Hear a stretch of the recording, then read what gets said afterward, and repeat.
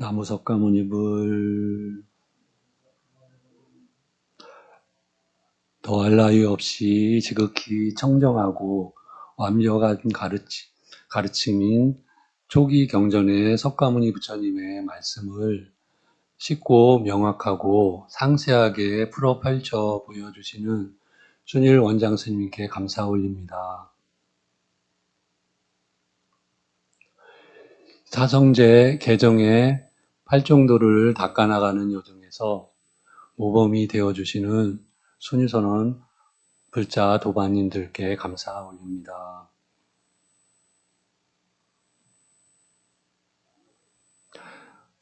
오늘 미천한 자제의 이해와 소견으로 함께 살펴볼 조기 경전에 돌아가신 부처님 말씀과 순일 원장 스님의 말씀이 본래의 완벽하고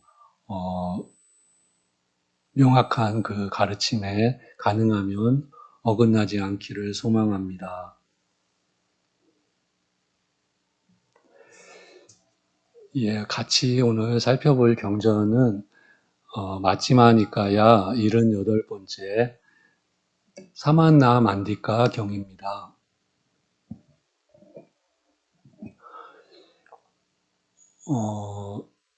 원장 스님께서 그 109강 양변을 버릴수록 더 공이 된다라는 법문으로 하신 적이 있으시고요. 그 경전에 제가 이해한 바로 전체적인 그 틀을 먼저 살펴보면은 어느 분이 가장 궁극이시고 가장 높으시고 최고의 사문 또는 가장 훌륭하신 분인가 가장 높은 분인가에 대한 그 이교도들과 또 부처님의 말씀이 담겨져 있습니다.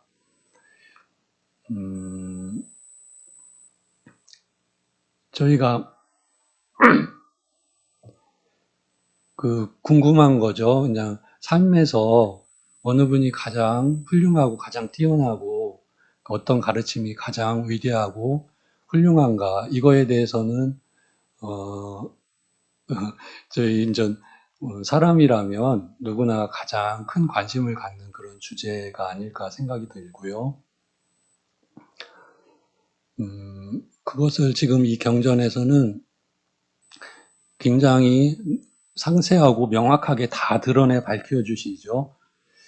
그 부처님 말씀, 초기 경전의 부처님 말씀은 정말로 너무나 다 이치나 이런 자세한 가르침 이런 부분이 명확하시죠, 다. 그래서 혼란의 그런 여지가 없습니다. 다만 그 말씀의 깊이가 너무 깊기 때문에 사실 이해하는 데에서는 좀 사람마다 또는 여러 가지 다른 점이 있을 거지만요. 경을 잘 좀 소량이 있는 분이라면 경 말씀을 잘 이해하고 보고 사유하면 너무 지당하고 완벽하거나 누구나 그렇게 공감이 될 말씀이시죠.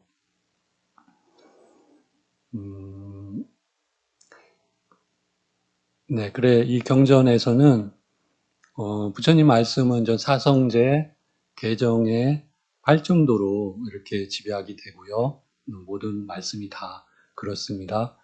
제 견해로 그것을 약간 변형해서 말씀을 주신 걸로 그렇게 이해를 했습니다.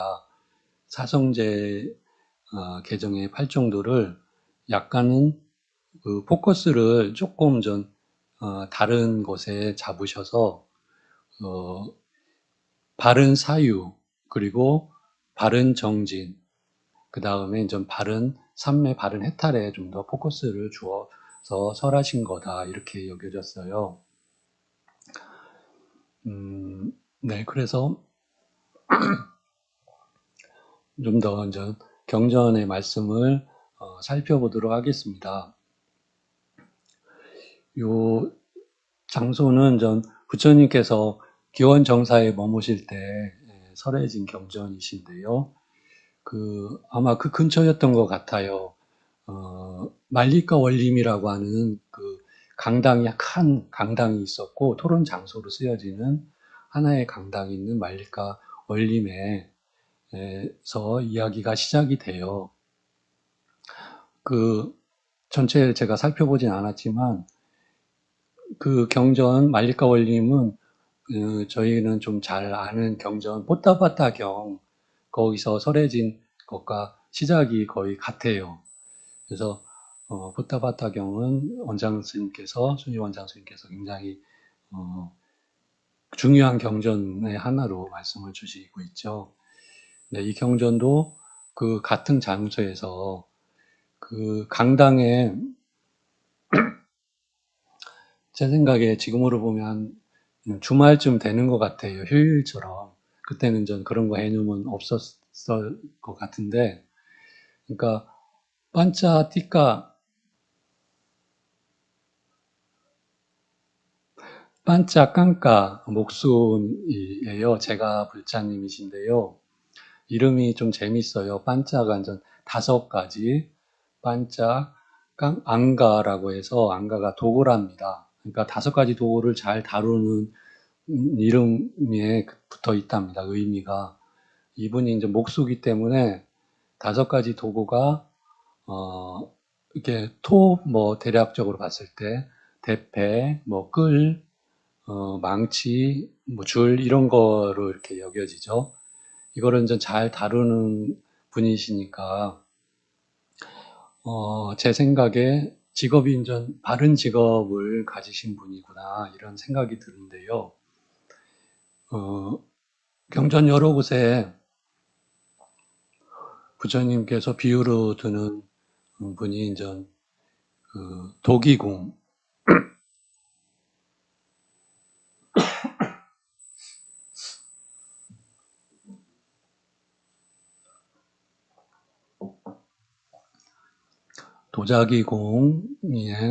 공이나 도자기 공의 제자 또는 지금 나온 목수나 목수의 도제 제자들이 이렇게 비유로 많이 나오시죠.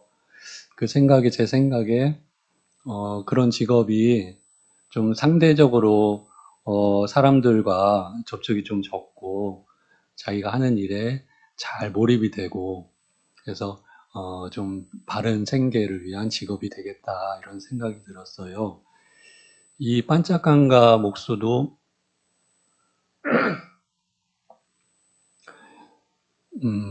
신심이 깊은 그런 목수인 걸로 여겨지는 게 지금 전 시간이 여유가 되셔서 부처님을 찾아뵈야지라고 마음을 먹었는데 지금 시간대가 부처님께서 한거를 하는 시간대이신 거죠.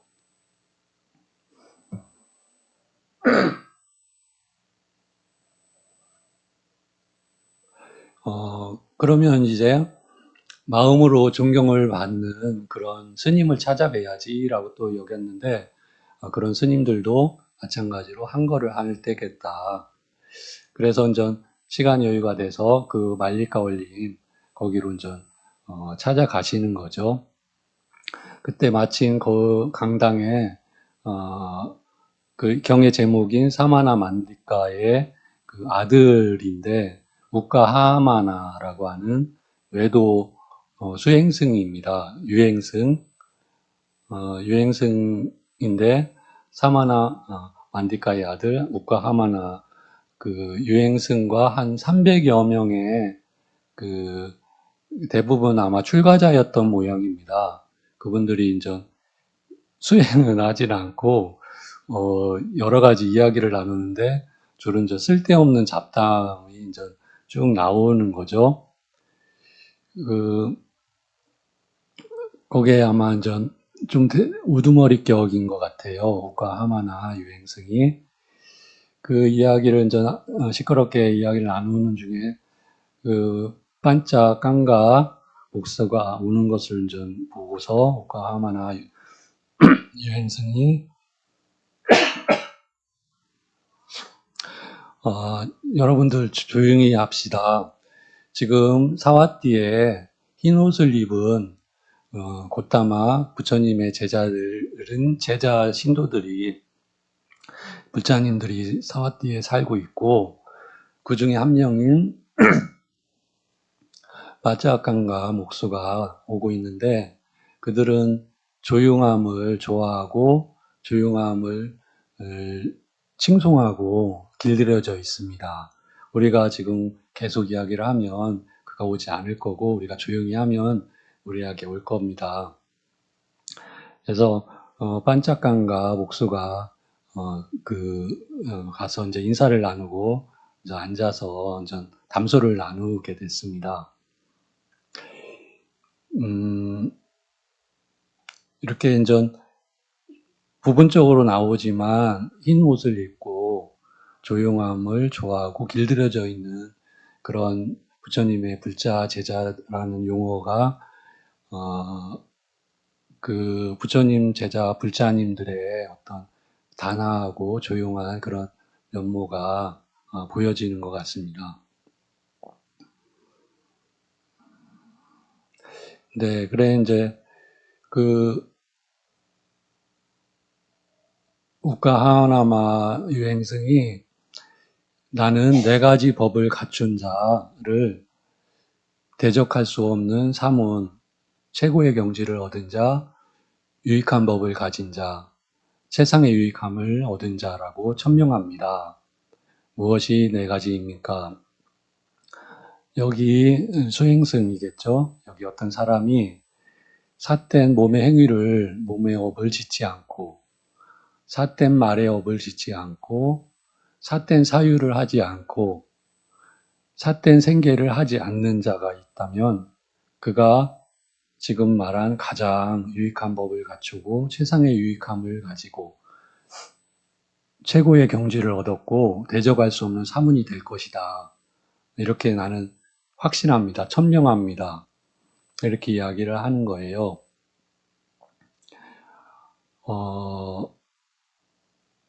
네. 반짝강과 목수님은 그 이야기를 인정도 공박도 하지 않고 그러신가요? 하고 부처님 시간이 때가 돼서 찾아뵙고 여쭈시는 거죠. 그 말씀을 다 드리고서 부처님께 말씀을 듣습니다. 여기에서 제 소견에 우카하마나 유행승은 가장 본인이 제일 많이 깊게 사유를 했고 또 가장 중요하다고 여긴 것을 지금 이야기한 것이겠죠. 가장 우수하고 뛰어난 그런 궁극에 대해서 또는 그 궁극을 이루신 분에 대해서 나는 이렇게 믿고 있습니다 라고 이야기를 한 것이죠. 그래 요 말씀에 저희가 좀 제 생각에 사유를 해보면 굉장히 일리가 있다. 그 몸과 말과 마음, 사유를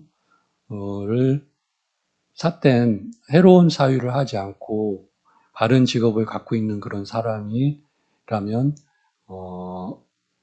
정말로 굉장히 훌륭한 그런 사람일 수 있겠다. 그렇게 저는 생각이 들었습니다.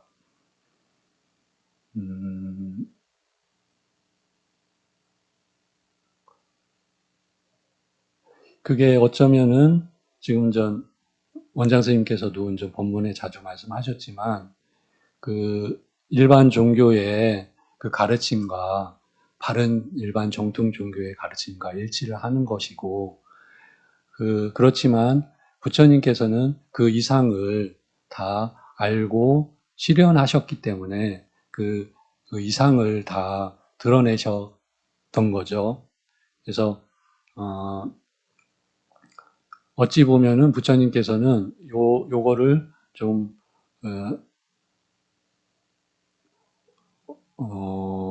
제 생각에는 좀 낮게 평가를 하셨지 않았나 이렇게 좀 생각도 들었습니다. 네, 물론 그거는 전 아닐 건데요. 네, 부처님께서 그 이야기를 들으신 다음에 이렇게 말씀을 하셔요. 국가 하마나 유행승의 말에 따르면 지금 움직이지도 못하고 갓 태어난 아기와 아기가 최상의 경지를 얻고 대적할 수 없는 사문이 될 것이다. 왜냐하면은 갓 태어난 아기는 지금 몸의 행위 그냥 움직일 뿐이고 몸의 행위 말도 못하고 어떤 생각도 없이 그냥 웃거나 울거나 할 거잖아요. 그리고 생계는 엄마가 주는 그냥 젖을 먹을 뿐인데 어떤 삿된 행위를 말을 사유를 생계를 갖겠는가 이렇게 말씀을 주시죠. 예, 그게 너무나 전 명확하십니다. 그런데 이 네 가지 법을 갖춘 자는 유익한 법을 갖춘 자도 아니다라고 부처님이 말씀을 하셔요. 제 생각에 지금 네 가지 우가 하나마 유행승이 이야기한 네 가지 삿된 것을 하지 않는 것은 말은 안 했지만 사실은 유익한 몸과 말과 사유 그리고 생계를 가져야 된다는 게 이제 사실은 말은 안 했지만 있을 거다. 그렇게 이제 여겨집니다. 근데 전 그 말을 하진 않았습니다. 부처님께서는 10가지를 갖춘 자가 지금 이야기한 유익한 법을 갖추고 최상의 유익함을 얻었고 최상의 경지를 얻었고 대적할 수 없는 사문이 된다. 그러시고 그 10가지가 이제 저희가 잘 알고 있는 10정도입니다.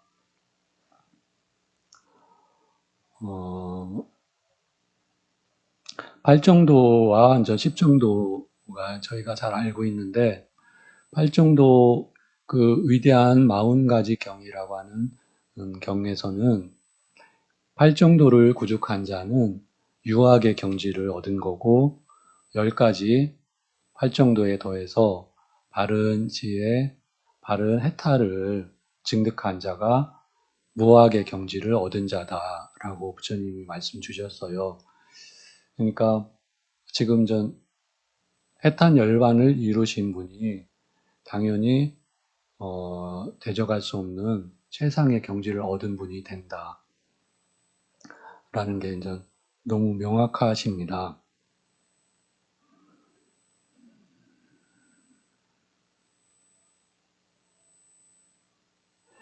예, 그래 순유 원장 스님께서는 깨달음 또는 다른 종교에서도 해탈, 열반 이런 용어가 있습니다. 그러니까 그것이 어느 경지를 이야기하는 건지를 살펴서 알아야 된다라고 하셨어요. 부처님처럼 지금 탐진치의 완전한 소멸을 통하여 존재를 초월하고 이 세상을 초월한 괴로움을 완전히 소멸한 궁극의 해타 열반을 말씀하시는 건가? 아니면은 보통은 일반 종교에서는 그 영생하는 어떤 영혼이나 그런 것이 영생 좋은 곳에 가서 영생을 이루는 것을 궁극으로 여긴다. 그래서 저희가 이제 부처님 법을 잘 듣고 사유를 하면 그게 이제 쉽지는 않고 또 제 생각에 마음속으로 정말 와 닿고 그러지는 어려울 것 같아요. 어떤 분들은 그러시겠지만 그거는 제 견해로는 신도 상상이 안 되는데 그 너머를 또 이야기하고 상정한다는 게 정말로 어, 너무 어마어마한 그런 거기 때문에 그런 면이 있다. 그렇지만은 이치적인 면에서 보았을 때는 완벽하구나. 이치적으로는 이렇게 이제 저희가 본문을 많이 들어서 이해를 하고 있습니다.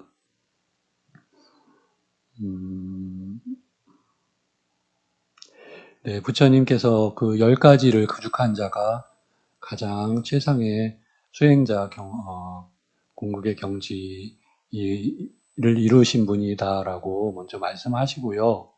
그 다음으로 네 가지로 말씀을 하시어요. 지금 말씀하신 네 가지와 네 가지는,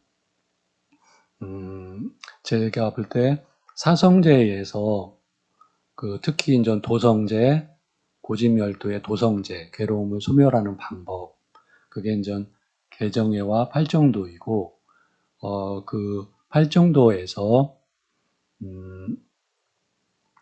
지금 아까 우과 하마나 유행승이 했던 그 팔정도의 부분이다라고 원장 스님께서 말씀 주셨는데, 그렇죠. 그래서 팔정도에 이제 지금 바른 견해를 빼고 바른 사유, 아까 우과 하마나 유행승이 얘기했던 바른 사유, 바른 행위, 바른 말, 바른 생계, 이 네 가지가 지금 전 팔정도에 주로 전 계율, 보시에 해당이 된다.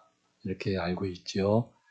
요 네 가지는 지금 팔정도의 부분이고, 그 너머를 이제 부처님은 전 설하시는 거죠. 네 가지를 부처님께서 해로운 계행과 유익한 계행, 개정해에서 지금 계목을 말씀하시는 거죠. 해로운 계행, 유익한 계행, 그 다음에 해로운 사유, 유익한 사유, 이렇게 이제 네 가지를 말씀 주셨어요. 보통 계행에는 아까 이야기한 그 네 가지가 다 포함이 되는데, 말, 몸, 사유, 생계, 직업, 이 네 가지인데요. 부처님께서는 그 마음을 지금 우리가 마음과 사유는 좀 다르잖아요. 그러니까 제가 이해할 때 마음은 전체고, 전체 통론, 그 중에 제일 큰 부분을, 많은 부분 차지하는 게 이제 사유를 넘어선 마음이 또 있기 때문에. 그래서 완전 그 사유는 또 별도로, 떼어서 말씀을 주셨다, 이렇게 여겨집니다. 그래서 부처님께서는 이것이 해로운 계행이다라고 알아야 한다라고 나는 말한다. 이것이 해로운 계행의 생겨남이다라고 알아야 한다고 나는 말한다. 이것이 해로운 계행의 소멸이다라고 알아야 한다고 나는 말한다. 이것이 해로운 계행을 소멸하는 도닦은 방법이다라고 알아야 한다고 나는 말한다. 너무 전 자명하십니다.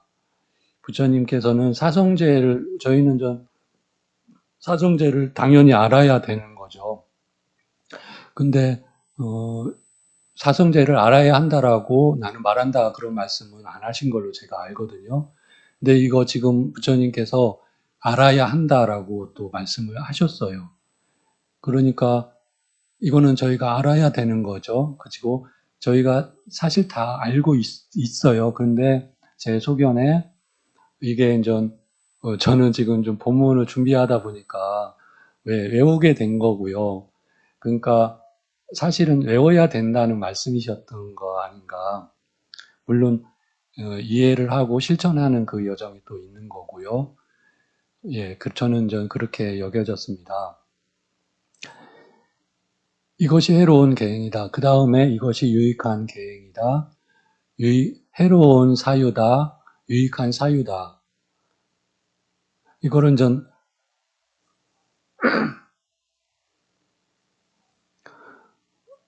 무엇이 해로운 계행인가 라고 딱 정의하는 게 저희는 대략은 알고 있지만 외우지는 않으니까요. 근데 경이 그래서 제 생각에 좀 중요하다. 그렇게 여겨졌고요. 부처님께서 무엇이 해로운 계행인가?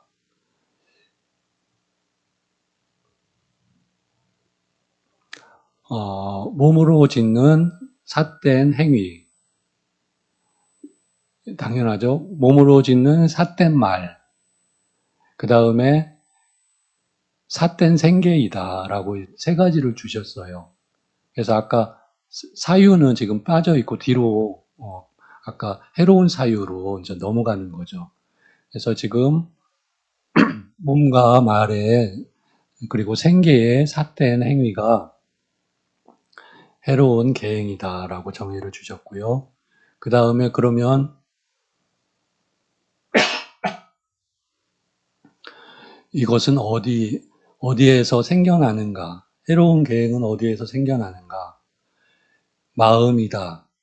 마음은 다양하고 여러 종류이고 여러 형태인데, 마음은 다양하죠. 여러 종류 형태인데, 탐욕을 가지고 성냄, 어리석음을 가진 마음이 있다. 예, 사실은 거의 대다수의 중생의 마음이시죠. 이 탐진치를 가진 마음에서 해로운 계행이 생겨난다. 그러면 이 해로운 계행은 어디에서 소멸하는가?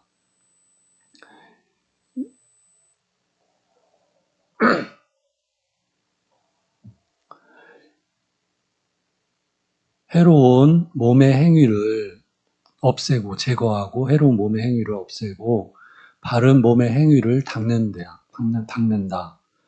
해로운 말의 행위를 제거하고 바른 말의 행위를 닦는다. 해로운 마음의 행위, 지금 신구의 마음의 행위를 제거하고 바른 몸과 말과 마음의 행위를 닦는다. 그 다음에 삿된 생계를 제거하고 바른 생계를 닦는 데에서 이 해로운 사유는 남김없이 소멸한다. 네, 너무 당연한 말씀이셔요. 몸, 말, 마음에 그리고 생계까지 더불어서 해로운 걸 삼가하고 유익한 것을 닦을 때 해로운 계행이 소멸할 것이다.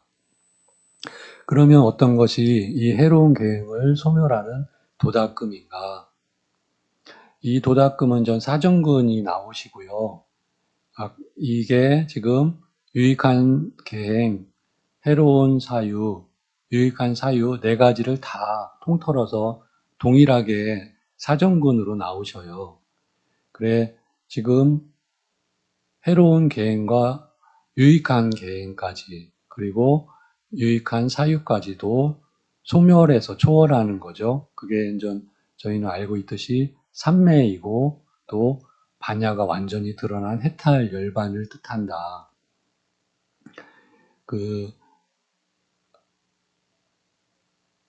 그래서 그 길을 가는 것은 좀 8정도, 10정도지만은 부처님께서 여기에서는 특별히 사정근, 바른 노력, 네 가지 바른 노력을 주셨습니다. 그래서 보통 사정근은 좀 간략하게 나오는데 제가 볼 때 약간 더 강조된 그런 사정근이셔요. 그래서 부처님께서 아직 생겨나지 않은 삿되고 해로운 법들은 생겨나지 않도록 열의를 일으키고 정진하고 힘을 내고 마음을 다잡고 애를 쓴다. 이미 생겨난 삿되고 해로운 법들은 없애기 위해서 생겨났기 때문에 없애기 위해서 열의를 일으키고 정진하고 힘을 내고 마음을 다잡고 애를 쓴다. 아직 생겨나지 않은 유익한 법들이 생겨나도록 하기 위해 열의를 일으키고 정진하고 힘을 내고 마음을 다잡고 애를 쓴다. 이미 생겨난 유익한 법들은 지속시키고 사라지지 않게 하고 증장시키고 충만하고 닦기 위해 열의를 일으키고 정진하고 힘을 내고 마음을 다잡고 애를 쓰는 것이 지금 해로운 계행을 없애고 유익한 계행을 닦아서 유익한 계획마저도 소멸하는 방법이다. 이렇게 이제 주셨습니다. 네, 그래서 지금 해로운 계획이 무엇이고 어떻게 생겨나고 어디에서 생겨나고 어떻게 소멸하는가. 이어서 유익한 계획이 무엇인가. 몸으로 짓는 유익한 행위, 말로 하는 유익한 행위, 그리고 삿된 생계가 아닌 바른 생계가 유익한 계행이다라고 정의하시고요. 유익한 계행은 어디에서 생겨나는가? 유익한 계행은 그 해로운 몸의 행위, 말의 행위, 삿된 생계를 제거하고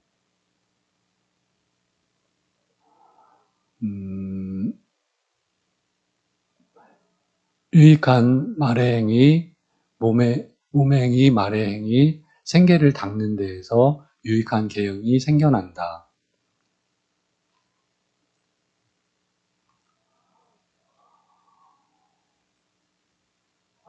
예, 제가 좀 건너뛰었네요. 그 유익한 계행은 어디에서 생겨나는가? 마음이다. 마음은 다양하고 여러 종류이고 여러 형태인데 탐욕을 여인 마음이 있다. 성냄과 어리석음을 여인 마음이 있다. 여기에서 유익한 계행이 생겨난다. 이렇게 말씀을 주셨고요. 아까 해로운 계행은 탐진치의 마음. 지금 유익한 계행. 이것은 아까 몸과 말과 바른 생계를 갖는 것이 유익한 계행인데 이것은 탐진치를 여인 마음에서 생겨난다. 이것은 어디에서 소멸하는가? 이게 이제 중요한 거죠. 유익한 계행마저도 소멸을 해야 된다는 게 이제 부처님 말씀이신 거고, 유익한 계행은 몸으로 아까 그 짓는 계행을 갖춘다. 여기 비구는 계행을 구족하는데, 계행을 갖추는데, 몸과 말과 마음의 계행을 갖추는 거죠. 계행을 갖추는 것에서 그치지 않고, 나아가서 마음의 탈과 반야의 탈을 있는 그대로 반야로 본다. 여기에서 유익한 계행은 남김없이 소멸한다. 네, 마음의 탈, 반야의 탈을 이룬 것이 이제 양면의 탈이고 궁극의 인전 열반이시기도 하죠. 그래서 유익한 계행마저도 이제 소멸해야지만 궁극에 이르는 거다라고 이렇게 이제 밝혀주셨습니다.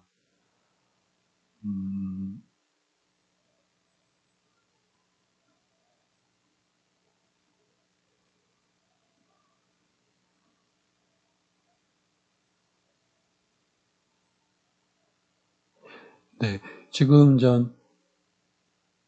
그 계행은 몸과 말과 생계로 한정지어서 말씀을 주셨어요. 근데 지금 없어지는 거, 소멸하는 거, 유익한 계행을 소멸하는 거에서는 마음 해탈까지 말씀하셨고 반야 해탈까지 말씀을 주셨습니다. 그러니까 그 아까 해로운 계행을 소멸하는 것도 거기에는 마음이 포함이 되었습니다.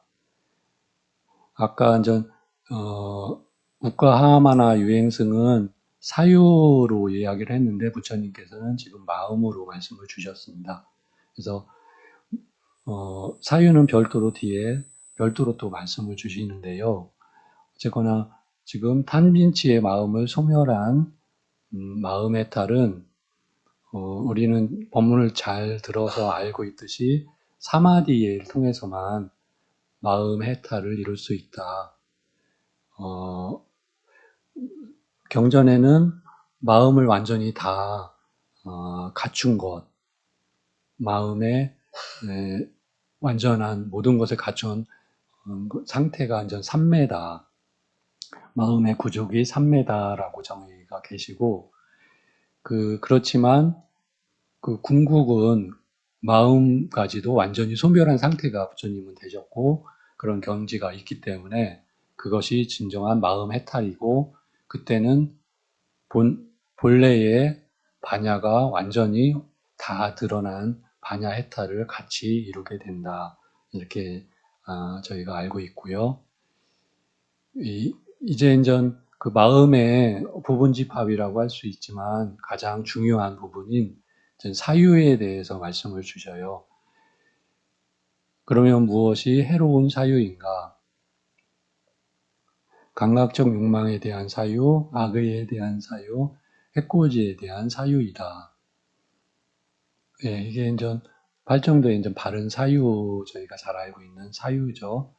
그래서 지금 삿된 사유, 감각적 욕망, 악의, 해코지에 대한 사유가 지금 해로운 사유이고, 어디에서 이 사유가, 해로운 사유가 생겨나는가? 인식이다. 인식은 다양하고 여러 종류, 여러 형태인데, 감각적 욕망에 대한 인식, 악의에 대한 인식, 해코지에 대한 인식이 있으면 거기에서 감각적 욕망에 대한 사유, 악의, 해코지에 대한 사유가 생겨난다.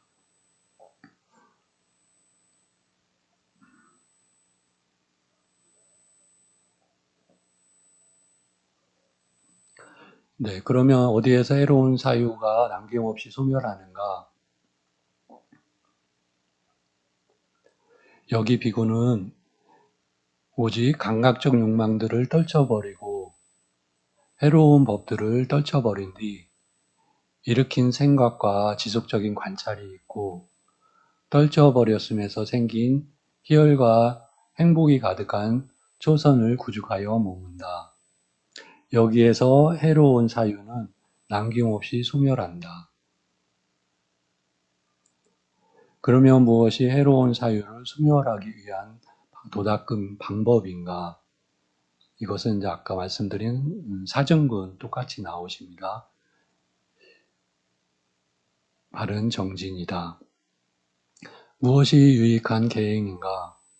이제는 이제 아까 유익한 사유인가? 해로운 사유와 반대로 감각적 욕망을 소멸시키고 없애야 하지 않은 출리에 대한 사유. 악의 없음, 해코지는 하지 않아야지. 해코지 않음의 사유가 유익한 사유이다. 유익한 사유는 어디에서 생겨나는가? 인식인데 다양한 인식 중에 출리에 대한 인식, 악의 없음, 해코지 하지 않음에 대한 인식이 있다. 여기에서 유익한 사유가 생겨난다. 유익한 사유는 어디에서 소멸하는가? 여기 비구는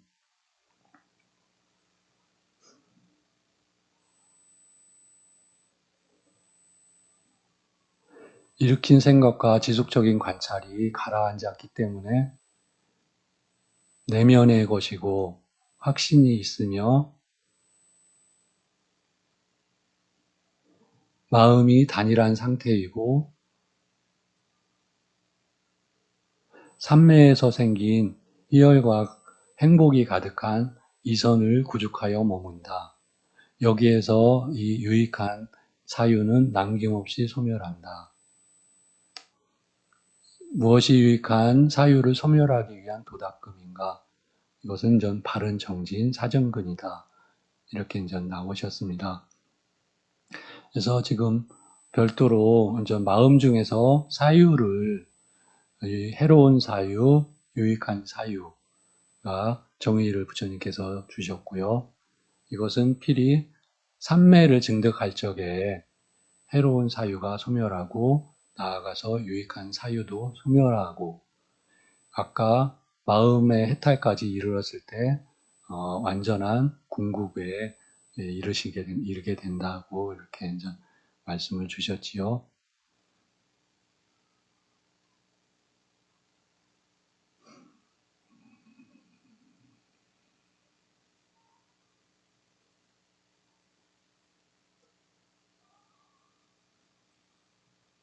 네, 그래.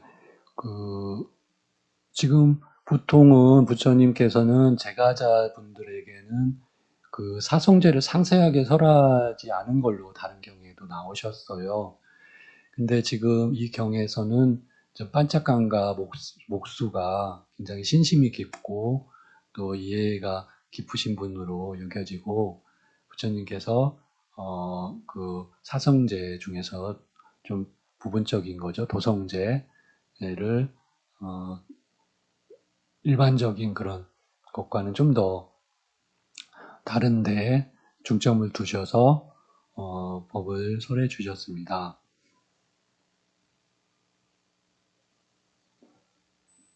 그래서 원장 선생님께서 늘 악에서 선을 닦고 해로운 걸 없애고 유익함을 닦아야 된다. 그리고 그 유익함을 계속 그 닦아나가는 여정에서 유익함까지 소멸하는 그 여정이 이제 삼매와 좀 반야, 해탈에 된다. 근데 그것은 굳이 순위 스님께서 예전에 지선이다. 그거는 어떻게 말할 수 있는 것이 아닌데, 이제 이해를 위해서 완전한 100%의 선이다. 그건 선도 아니다. 선이 있으려면 늘 반대 측면인 악이 있어야 되기 때문에, 아무리 선한 자도 늘 거기에는 어떤 노력과 긴장이 있게 된다. 그것과 그래서 부처님께서는 그것까지도 소멸하는 그 경지가 되셨고, 그것은 이제 법으로 설해 주셨고, 그게 이제 우리가 잘 알고 있는 뗏목의 비유이죠. 저 섬 피안으로 가기 위해서 뗏목이 없이 저기에 도달한다라고 누가 얘기를 하면 그거는 어떻게 보면은 멋지다라고 생각이 되겠지만 방법은 아니다라는 거죠. 방법이 저희한테는 중요하다. 그래서 오히려 그 궁극의 여정은 저희가 알고는 있어야 되지만 방법을 실천하고 닦을 적에 그 궁극은 저절로 성취가 되고 이루어지는 그런 과정이다라고 그렇게 이해가 됩니다.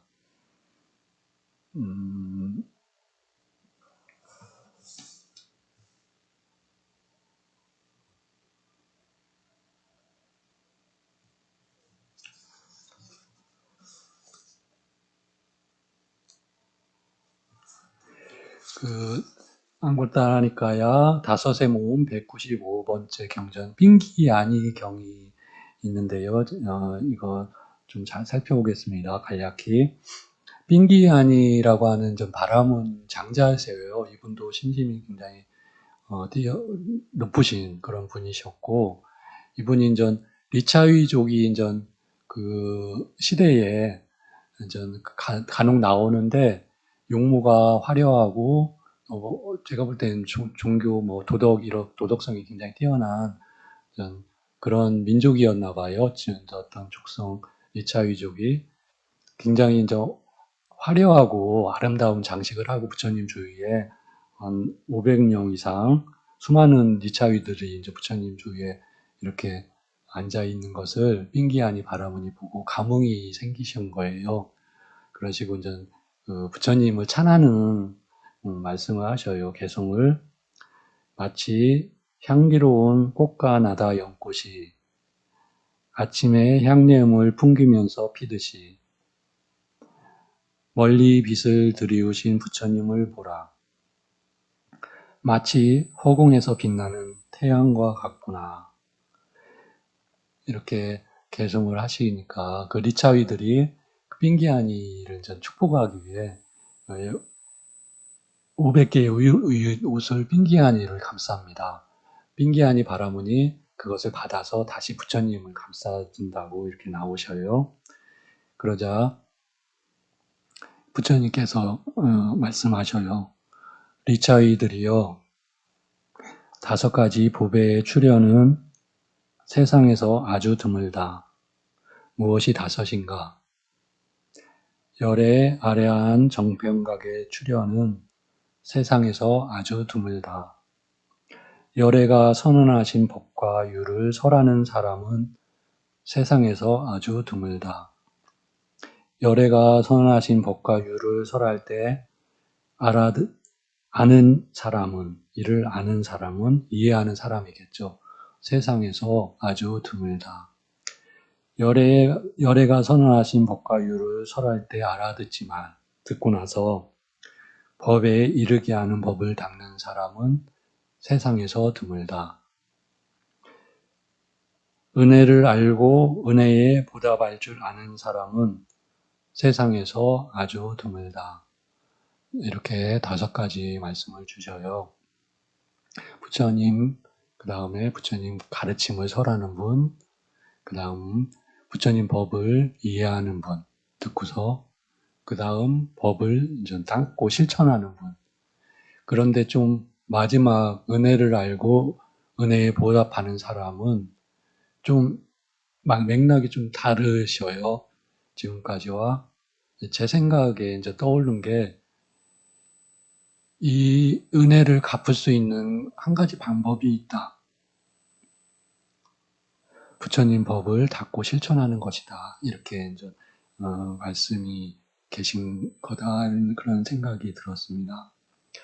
저희 부처님 순서는 두 번 부처님 모두 걸어가신 부처님 가르침 조금씩 닦아나가는 여정에서 궁극의 완전한 평화가 드러나는 그날까지 다 같이 함께 내면의 평화가 증장하기를 기원합니다. 남석가모니불